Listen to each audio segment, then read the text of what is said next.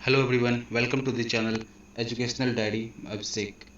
तो एसएससी ने अपना नोटिफिकेशन जारी कर दिया है और काफ़ी लार्ज नंबर ऑफ 20,000 वैकेंसी से भी ज़्यादा 20,000 सीट से भी ज़्यादा के लिए ये वैकेंसी निकाला है एसएससी ने, जो दिसंबर मंथ में एग्जामिनेशन हो सकता है और दिसंबर मंथ की डेट भी दे दी गई है। तो अब मैं नोटिफिकेशन को पढ़ करके कुछ इंपॉर्टेंट बात बताना चाहता हूँ, क्योंकि पैटर्न में अब कर दिया गया है चेंज एग्जामिनेशन पैटर्न में, और वही उसी को सारे को मैं पढ़ के बताता हूँ। तो यहाँ पे आप देख पा रहे होंगे कि एसएससी का लोगो है और ये जो नोटिफिकेशन को जारी कर दिया गया है कंबाइंड ग्रेजुएट लेवल एग्जामिनेशन 2022। तो सीजीएल का एग्जामिनेशन है जो कि जारी हुआ है।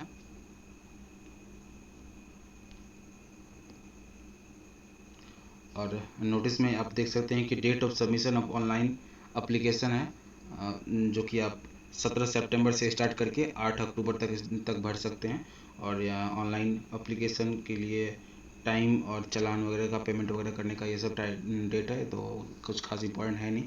और ये जो मेन इंपॉर्टेंट है, ये दिसंबर मंथ जो आपको बता दिया गया है कि टीयर 1 का एग्ज़ाम कंप्यूटर बेस्ड एग्ज़ाम होगा और दिसंबर मंथ में होगा, और टीयर 2 का एग्ज़ाम होगा ये आपको आगे बताया जाएगा। तो चलिए अब आपको हम बताते हैं कि क्या क्या चेंजेस आए हैं उसमें और क्या क्या इंपॉर्टेंट ध्यान बात है इस बार एसएससी का फॉर्म भरने में, क्योंकि बहुत कुछ आपने सुन लिया होगा अब तक कि ये चेंजेस कर दिया गया है, वो चेंजेस कर दिया है। तो नोटिफिकेशन को पढ़ते हुए हर कुछ डिटेल में बताऊंगा। तो एज लिमिट जो है, कुछ वैकेंसीज इसमें ऐसे आए हैं जो कि जिसका कि जो एज लिमिट है वो 18 से लेकर के 27 ईयर्स तक के लिए हैं। हाँ, एज रिलेक्शन यहाँ पे एज पर कैटेगरी रहेगा, उसकी मैं बात यहाँ पे नहीं कर रहा हूँ।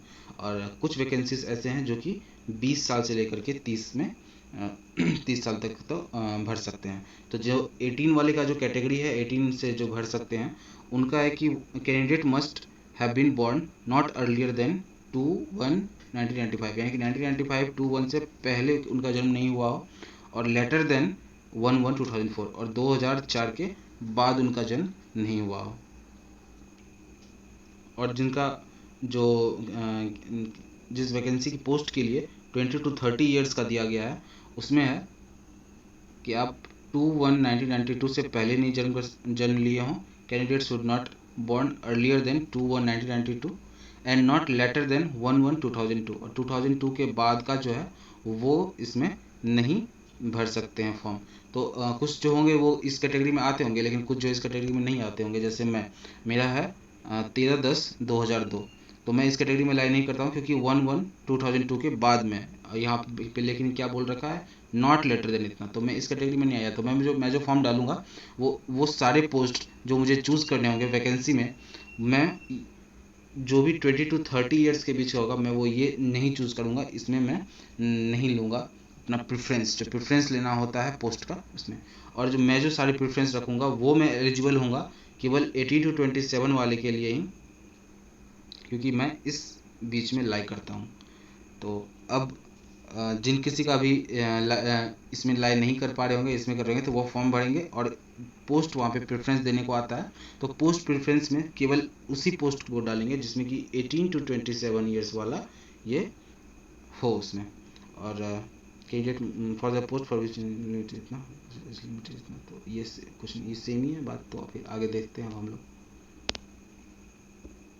तो अब पैटर्न की बात कर लेते हैं। पैटर्न में जो पहले हमारा था टीयर 1 का, जो भी थे 25 क्वेश्चंस जनरल इंटेलिजेंस, ये हो गए reasoning, general awareness, GK GS, quantitative aptitude, math और इंग्लिश, ये 25-25 क्वेश्चन जैसे टीयर 1 का सेम है। टीयर 1 में कोई चेंजेस नहीं किया गया है। तो टीयर 1 में 25-25 क्वेश्चन सबसे रहेंगे, 2-2 मार्क्स के रहते थे, और टोटल 200 मार्क्स का होता था, और हर एक क्वेश्चन 2 मार्क्स से होते थे, और 0.5 नेगेटिव होता था, यानी कि 1/4 नेगेटिव होता था टीयर 1 में। ये एज इट इज़ रहेगा जैसे पहले था। लेकिन और एक बात बता दूं कि अब टीयर 1 का नंबर मेरिट बनाने में यूज़ नहीं होगा। ये एक इम्पॉर्टेंट बात बतानी थी यहाँ पे कि टीयर 1 का नंबर मेरिट बनाने में यूज़ अब नहीं होगा।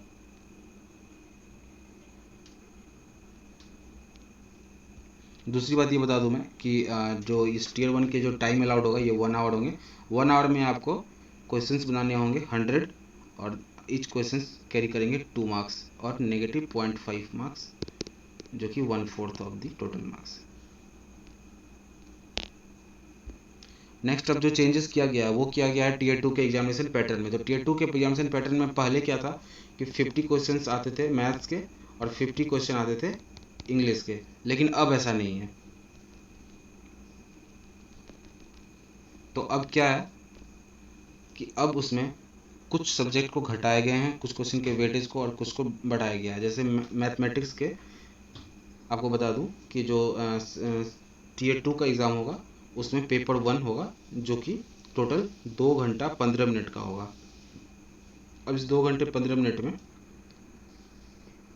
जो सेक्शन 1 है उसका एग्ज़ाम के लिए 1 आवर फॉर ईच सेक्शन है। इस सेक्शन 1 के लिए 1 घंटा दिया जाएगा, जिसमें 30 क्वेश्चन मैथमेटिक्स से पूछे जाएंगे और 30 क्वेश्चन रीजनिंग के पूछे जाएंगे। तो रीजनिंग का वेटेज अब बढ़ चुका है और रीजनिंग आगे आ गया है अब टीयर 2 में भी, जो कि 30 क्वेश्चन रहेंगे और टोटल हो गए यहाँ पे 60 क्वेश्चन रहेंगे।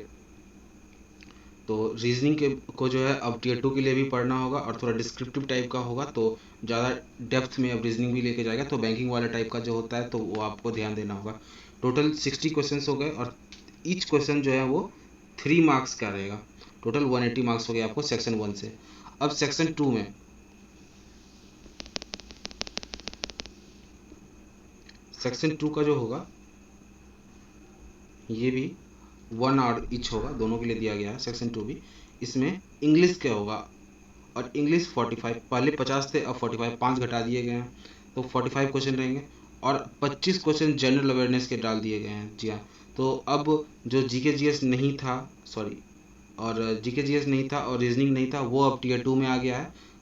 रीजनिंग 30 क्वेश्चन के साथ और जनरल अवेयरनेस 25 क्वेश्चन के साथ। तो अब सेक्शन 2 में 45 इंग्लिश के और 25 जनरल अवेयरनेस के 70 क्वेश्चन हो गए और ये भी ईच क्वेश्चन कैरी करेंगे, तो ये 210 नंबर के हो गए। तो अब जैसे मैंने बताया कि यहाँ पे कि ये टोटल पेपर 2 जो है वो 2 घंटा 15 मिनट का होगा, तो ये अब 1 आवर तो इसमें यूज़ हो गया सेक्शन 1 में और 1 आवर यूज़ हो जाएगा सेक्शन 2 में। तो बाकी के बचे 15 क्वेश्चन का क्या होगा, 15 मिनट का क्या होगा, तो बाकी के बचे 15 मिनट का ये होने वाला है कि अब 15 मिनट कंप्यूटर नॉलेज मॉड्यूल यानी कि कंप्यूटर का एग्ज़ाम भी लिया जाएगा। ये भी एमसीक्यू टाइप का ही होगा, डिस्क्रिप्टिव भी हो सकता है।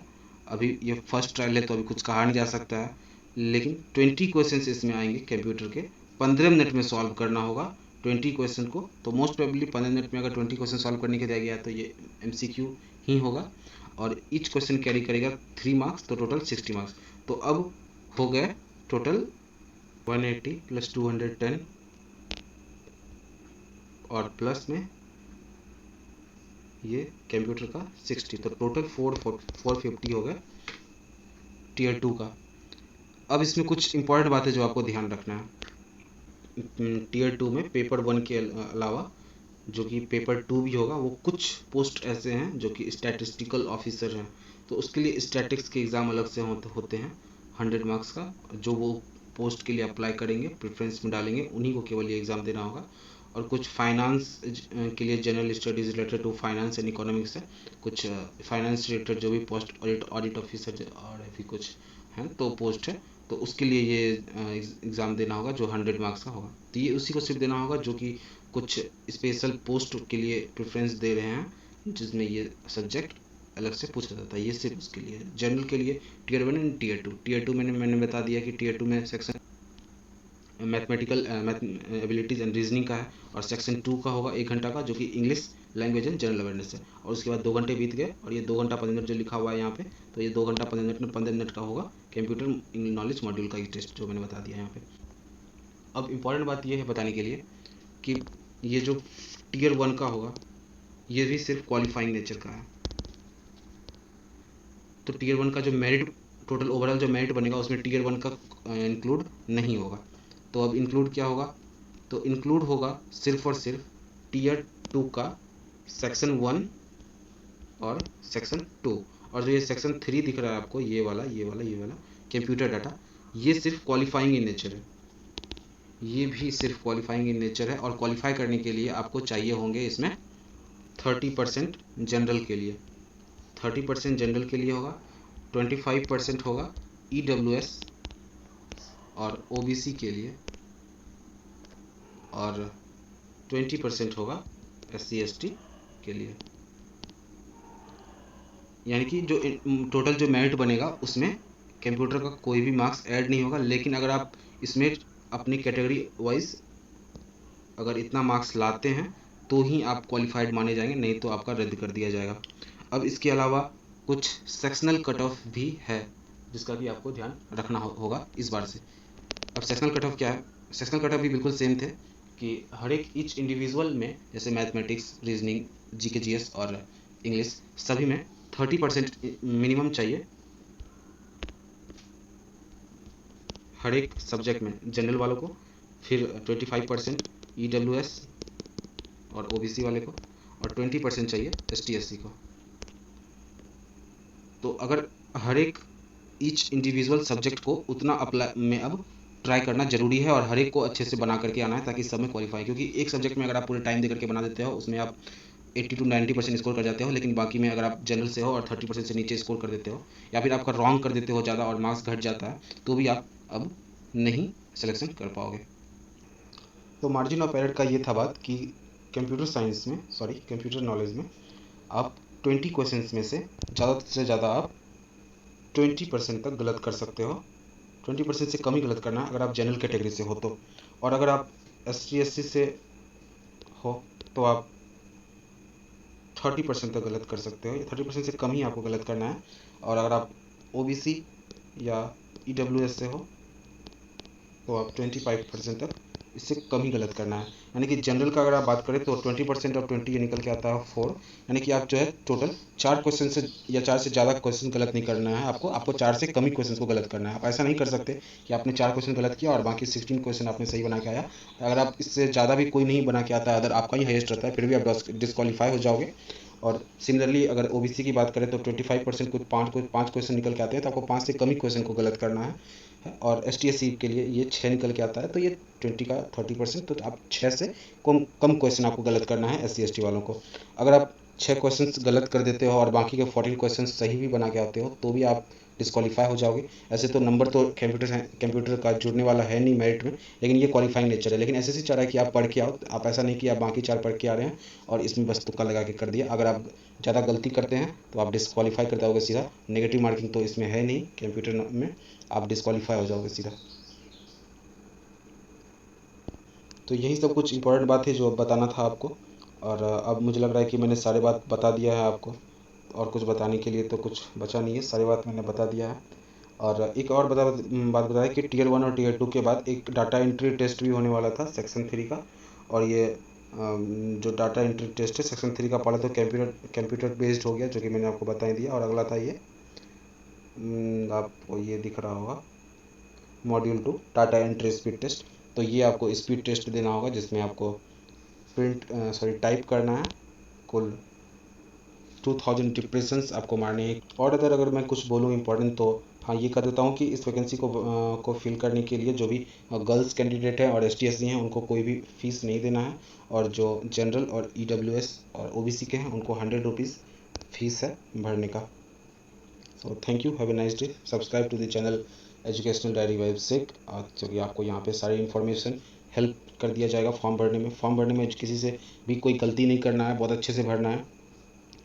आपको उससे कुछ भी गलती हो जाता है तो इस बार SSC ने एक और चीज़ निकाला है करेक्शन फीस के लिए। आप 200 या 300 करेक्शन फीस दे करके दोबारा आप करेक्ट कर सकते हो। तो आप पहले तो ध्यान रखें कि आप जो भी भर रहे हो ये बिल्कुल करेक्ट हो, और अगर आपका कुछ गलती हो जाता है, आप अप्लाई कर देते हो, उसके बाद जो रिसीविंग मिलता है उसको बहुत ही ध्यान से पढ़ें। कहीं कुछ गलती हो जाता है तो आप करेक्शन कर सकते हैं। कुछ भी किसी से गलती हो जाता है तो आपको पूरा हेल्प किया जाएगा। आप कमेंट बॉक्स में कर सकते हैं, आपसे कुछ गलती रहता है या कुछ और भी आपका कन्फ्यूज़न रह गया तो आप कमेंट करिए। और जो भी सारे चेंजेस थे वो मैंने नोटिफिकेशन को पूरा पढ़ के बताया है यहाँ पे, अपनी तरफ से पूरा कोशिश किया है। प्लीज़ आप हमारे चैनल एजुकेशनल डायरी बाय अभिषेक को सब्सक्राइब करिए, आपके तक सारा इन्फॉर्मेशन और पूरी हेल्प आप तक पहुँचाई जाएगी। Thank you, have a nice day.